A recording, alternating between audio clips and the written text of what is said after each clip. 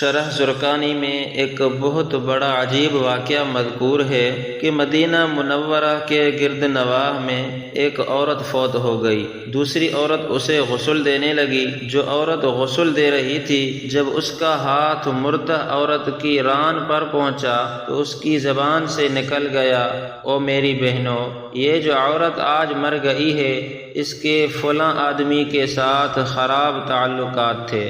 غسل دینے والی عورت نے جب یہ کہا تو قدرت کی طرف سے گرفت آ گئی، اس کا ہاتھ مردہ عورت کے ران پر چمٹ گیا۔ اب جتنا کھینچتی ہے وہ جدا نہیں ہوتا، زور لگاتی ہے مگر ران ساتھ ہی آ جاتی ہے۔ بہت دیر لگ گئی۔ میت کے ورثاء کہنے لگے، بی بی جلدی غسل دو، شام ہونے والی ہے، ہم کو جنازہ پڑھ کر اس کو دفنانا بھی ہے۔ وہ کہنے لگی کہ میں تو تمہارے مردے کو چھوڑتی ہوں مگر یہ مجھے نہیں چھوڑتا۔ یہاں تک کہ رات پڑ گئی مگر ہاتھ یوں ہی چمٹا رہا۔ دن آ گیا پھر بھی ہاتھ یوں ہی چمٹا رہا۔ اب مشکل بن گئی۔ میت کے ورثاء علماء کے پاس گئے۔ ایک مولوی صاحب سے پوچھتے ہیں، مولوی صاحب، ایک عورت دوسری عورت کو غسل دے رہی تھی تو اس کا ہاتھ اس میت کے ران پر چمٹا رہا، اب کیا کیا جائے؟ وہ فتویٰ دیتا ہے کہ چھری سے اس عورت کا ہاتھ کاٹ دو۔ غسل دینے والی عورت کے ورثاء کہنے لگے، ہم تو اپنی عورت کو معذور کرانا نہیں چاہتے، ہم اس کا ہاتھ کاٹنے نہیں دیں گے۔ لوگوں نے کہا فلاں مولوی صاحب کے پاس چلتے ہیں۔ جب اس مولوی صاحب کے پاس پہنچے، مولوی صاحب سے مسئلہ پوچھا تو مولوی صاحب کہنے لگا، چھری لے کر مردہ عورت کا گوشت کاٹ دیا جائے۔ مگر مردہ عورت کے ورثاء نے کہا، ہم اپنا مردہ خراب کرنا نہیں چاہتے۔ یہاں تک یہ مسئلہ چلتا رہا۔ 3 دن اور 3 رات اسی ہی طرح گزر گئے۔ گرمی بھی تھی، دھوپ بھی تھی، بدبو پڑنے لگے۔ گرد و نواح کے کئی علاقوں تک یہ خبر پہنچ گئی۔ انہوں نے سوچا کہ یہاں مسئلہ کوئی حل نہیں کر سکتا، چلو مدینہ منورہ میں چلتے ہیں۔ وہاں حضرت امام مالک رحمۃ اللہ علیہ اس وقت قاضی القضاء کی حیثیت میں تھے۔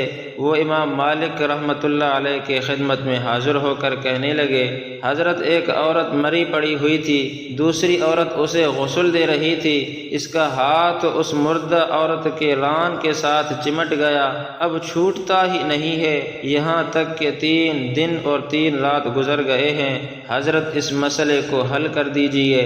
حضرت امام مالک رحمۃ اللہ علیہ نے فرمایا، مجھے وہاں لے چلو۔ چنانچہ حضرت امام مالک رحمۃ اللہ علیہ آئے اور چادر کی آڑ میں پردے کے اندر کھڑے ہو کر غسل دینے والی عورت سے پوچھا، بی بی جب تیرا ہاتھ چمٹا تھا تو نے زبان سے کوئی بات تو نہیں کہی تھی؟ وہ کہنے لگی، حضرت میں نے تو بس اتنا کہا تھا کہ یہ جو عورت آج مری ہوئی ہے اس کے فلاں مرد کے ساتھ ناجائز تعلقات تھے۔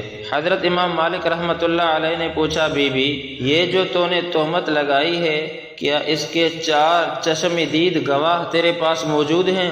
عورت کہنے لگی، حضرت نہیں۔ پھر امام مالک نے فرمایا، کیا اس عورت نے خود تیرے سامنے اپنے بارے میں اقرار جرم کیا تھا؟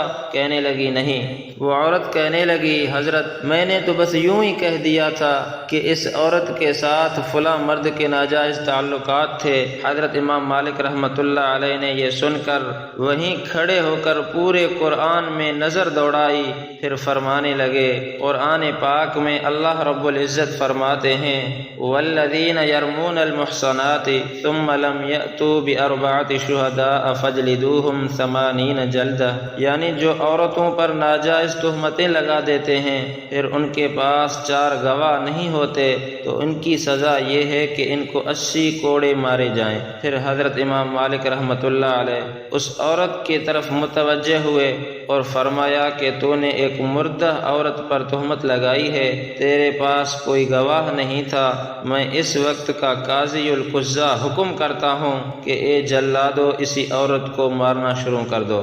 جلادوں نے اسے مارنا شروع کر دیا۔ وہ کوڑے مارے جا رہے تھے، یہاں تک کہ 70 کوڑے مارے مگر ہاتھ یوں ہی چمٹا رہا۔ 75 کوڑے مارے گئے مگر ہاتھ پھر بھی یوں ہی چمٹا رہا۔